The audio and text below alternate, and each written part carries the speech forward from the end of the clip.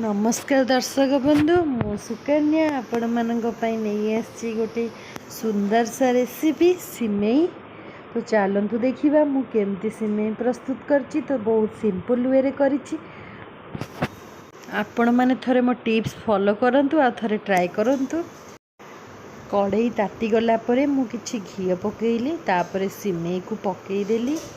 तो सिमेई को पूरा भल से रोस्ट कर देबे जेमती कि पूरा ब्राउन हो जिवो सिमेई। तापरे तेजपत्र 2टा रु 3टा मु तेजपत्र पकईदेली। तो ताको भल से ब्राउन हो आसलानी देखि पारुथबे फ्राई कला परे। तो से काजू और किसमिस पकईकी पुणी भल से रोस्ट करदेली। हाफ लीटर क्षीर पकईदेवे तापरे ताको फुटिबा पई छाड़ीदेवे। ता सहित आपण स्वाद अनुसार चीनी और लूण पकईदेवे। 3 रु 4टा गुजराती को भल से छेचिकी ता ऊपर पकईदेवे। तापर आपण छाड़ीदेवे से भल से फुटीजिवो। तापर आपणकर सिमेई रेडी हो जिवो। 10 टू 15 मिनिट्स भितर आपणकर सिमेई रेडी हो जिवो। जदि आपणक घर को गेस्ट आसीथिबे तो आपण बहुत अल्प समय मध्य रे आपण प्रिपेयर करि परिबे। जदि आपण मानको मो वीडियो भल लागिला तो निश्चित like comment share and subscribe करिवे।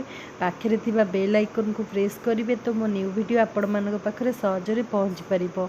आ मने रखंतु जदि आपण मो सहित फेसबुक किंबा इंस्टाग्राम रे जोड़ी रहिबा को चाहूचंदी तो मु डिस्क्रिप्शन बॉक्स रे मु लिंक दे देइछि। आपण चाहिले फॉलो करि परिबे। रहिली जय जगन्नाथ।